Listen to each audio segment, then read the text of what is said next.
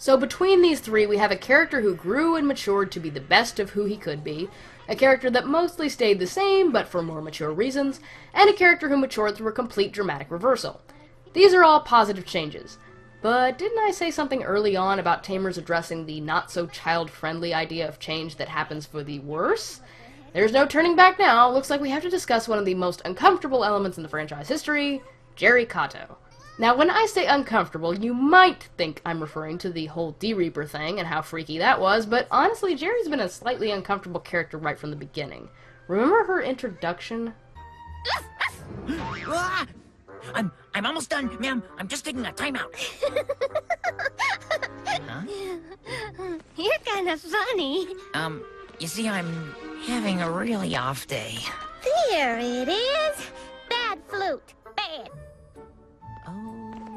Okay. You'd better hurry up and write that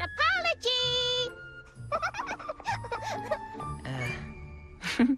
Yeah, and we thought the first appearance of Kari was unsettling. At least Kari mostly stopped being creepy after that. Mom, Dad, why are girls crazy? In between being sweet and helpful, Jeri is sparsely hinted to have a strange home life, but they never tell you the circumstances behind it in the first 3/4 of the show.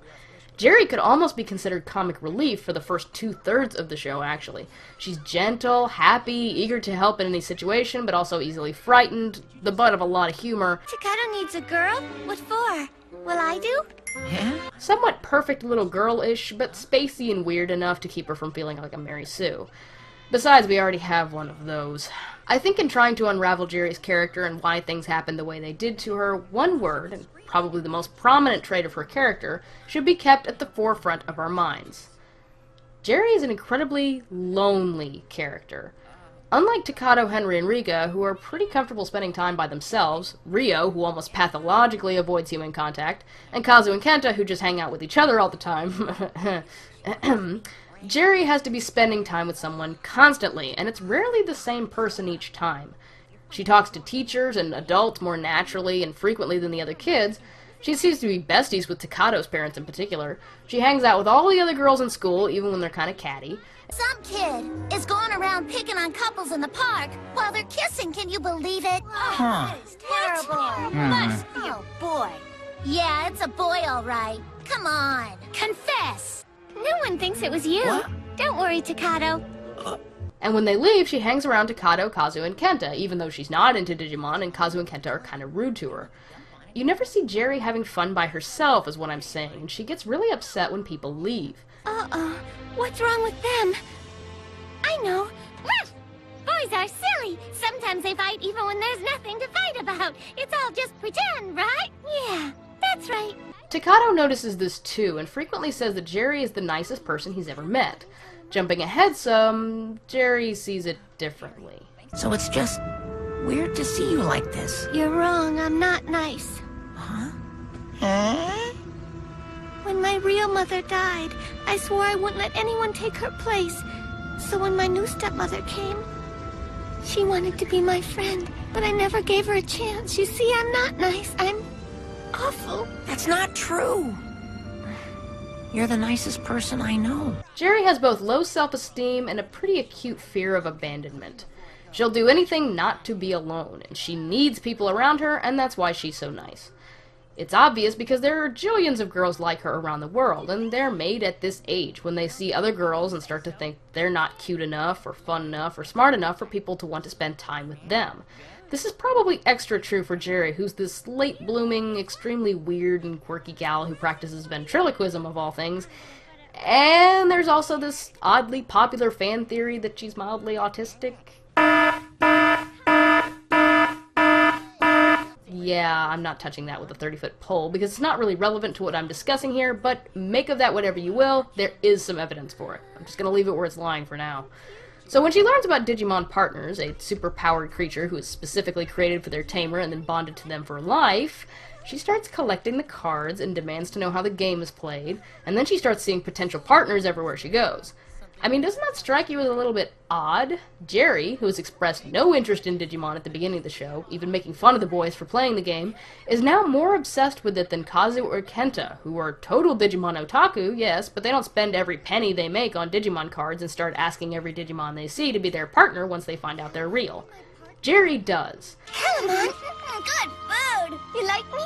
I like your food. I like you too. Then it's settled. Calamon, you and I are going to be partners. A what? Say hello to your new Digimon Tamer.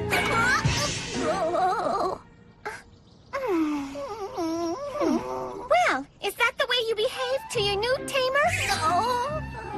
You don't think I'm cool enough like Takado? It's not that. Then what is it? You said you liked me, didn't you? This all comes back to Jeri's loneliness. She's very much in love with the idea of having a life-bonded companion who loves you for exactly who you are. It's something she seems to be looking for everywhere she goes. This leads us to the hilarious episode 21, where Leomon bioemerges, rescues Jeri, and is rewarded for his heroism by being chased around the park by the world's cutest stalker. Leomon. Please stop doing that. Partners are inseparable, like you and I will be. I don't think so. But wait, that's just the beginning. Okay. That was fun. Jeri sure can run fast. Wait, I'll ask. Hey, Jeri! Yeah? Are you sure he's your partner? Yes! How come? 'Cause it's destiny! Okay, thanks! You can't escape destiny, Mr. Leomon! She says it's destiny. Now, while this is a mostly comedic episode, Jeri doesn't get just kinda disappointed when Leomon doesn't become her partner at the end. She becomes kinda devastated. I mean, it's really not funny anymore by this scene. Jeri? Don't! Please just leave me alone! I'm sorry, Jeri. Come on, Terriermon. Oh, okay. I made a fool of myself. How could I think I was special enough to have a partner of my own? So it's finally time to just straight up address Jeri's past and how it will affect her future. And in both cases, we kinda have to skirt around the English dub, so if I say something you don't remember hearing, blame Saban, not me. When Jeri was very little, her mother died of an unspecified illness, and her father, who runs a restaurant and was written in the original treatment of the story to also be a Yakuza, I think that was ultimately decided they'd leave that out of the show, is both bereaved and detached, and isn't really sure how to raise Jeri on his own. So he adopts a very authoritarian approach until meeting another woman a few years later, who is much gentler on Jeri, but emotionally the damage has already been done. Jeri's mother was the person closest to her heart, and once she was gone, her father never really stepped in to fill the void she left. He was distant and commanding, and Jeri was alone.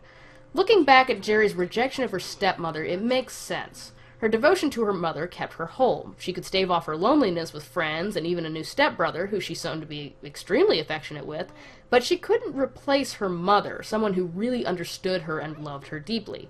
Not that her father didn't, but he wasn't good at showing it, particularly to a daughter that young.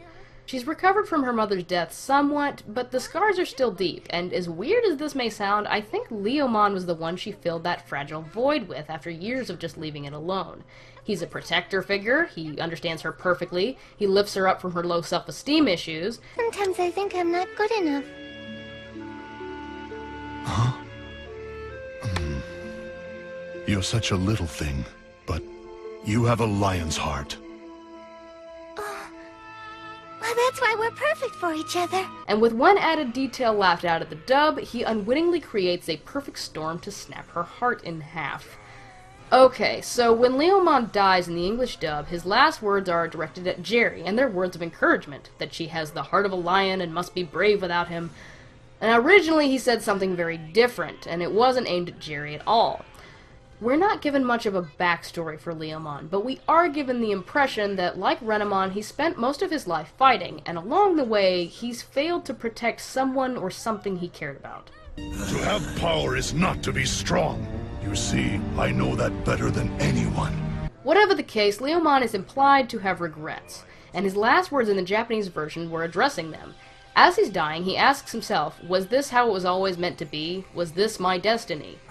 These are tragically about the worst possible last words he could have uttered, and to find out why, we must flash forward to a flashback to Jeri's mother's death. Again, in the dub, they changed the dialogue, notably, to try and connect the dub version of this scene to the dub version of Leomon's death, which was what was being done in the original. Part of me will always be with you. Remember. Part of her will always be with us. Now, there is a connection there, but it's not the same one. In the Japanese version of this scene, the dad, who you may recall is not good at the whole reassuring his daughter thing, is talking to himself, not Jeri. He says it was inevitable, probably trying to reconcile his wife's death with himself in some way, like he should have been prepared for it. The doctors then tell him that they did all they could, but her death was inevitable. Again, Jeri is hearing all this, and Jeri is like 4 years old. From here on out, the flashback devolves into a D-Reaper-filled fever dream where everyone echoes the word destiny over and over, and that's about the same in both versions. But the connection between these two deaths and the word destiny is a lot clearer in the original Japanese. Jeri hears her father and 2 doctors say her mother's death was inevitable. In Jeri's young mind, this translates into, your mother leaving you was inevitable. Add to that her not very affectionate upbringing by her father, and you can see why Jeri has such bad self-esteem. She wants to spend time around people so badly because she's afraid of the inevitability that they will all leave her. And even if that was being suppressed for the past several years, Leomon's death and terrible choice of last words, that this death was his destiny, are enough to snap Jeri into a traumatized state for the rest of the series. Leomon died because of her, which means her mother died because of her, and it was all inevitable because in her mind, she's an awful person. It's my fault he's gone. And if you destroyed each other, then that would be my fault too. I just can't let anyone else get hurt because of me. So, to the many fans who found Jeri's complete snappage to be unrealistic or forced tragedy to set up the Lovecraftian imagery for the final arc, I disagree with you completely. I think Jeri's self-destruction is perfectly set up and executed, even if it's absolutely horrible and probably should not have been in a children's show. What the fuck is wrong with Kanaka? But it makes a horrible kind of sense. From here on out, Jeri is a vegetable who believes it's her destiny to be alone, so she foolishly wanders off after the D-Reaper when it promises her it can make all her sadness go away. It infests her mind and makes her progressively more delusional and terrified as the series goes on, and I think I've shared enough of those scenes that I don't really have to describe any of that awfulness in detail. So here's the real question. Does Jeri get better or not? The obvious answer is, of course she does! She snaps out of her funk in that last episode, blows open the Mother Reaper's brain, and is even able to forgive Impmon for killing her partner. So of course she's better! Well, I hate to be the voice of dissension here. I mean, I love Jeri's character, but I don't know. I think she's just about where she started at the beginning of the show. She didn't get a lot better, she just stopped getting worse. It's her fault! Everything is all Jeri's fault! Yep. If Jeri wasn't around anymore, no more bad stuff would happen. Nobody else would ever get hurt, especially not Takato. Before I deliver the whammy of why, I'm actually going to include one more character in this video to flesh matters out more, just because he's connected so closely to Rika and Jeri. Let's talk about Calamon for a second. Calamon, zoom, zoom, here, zoom, there, zoom. Calamon, zoom, zoom, no underwear, zoom. Oh, so cute. Now yes, he's the mascot character for the show. He's cute and bouncy, and he's there to make the youngest viewers giggle. But I found there to be a lot more to him than expected. Calamon is weirdly wise and insightful for all his babyishness. I mean, he's complex enough to have locked away his old identity as the Catalyst Crystal and tried to convince himself he's a Digimon, despite all evidence to the contrary, so I think it's safe to say he has some layers. In some ways, Calamon uses his adorableness like smart dogs or toddlers do, to get what he wants. He figures out early on that the cuter he acts, the more people will feed him, or dote on him, or whatever. But conversely, he tries to use his cuteness to give people what they need too. Out of all the Tamers he could hang out with, most of which are all very nice to him, Calamon goes out of his way in the first arc to spend time with Rika and Renamon.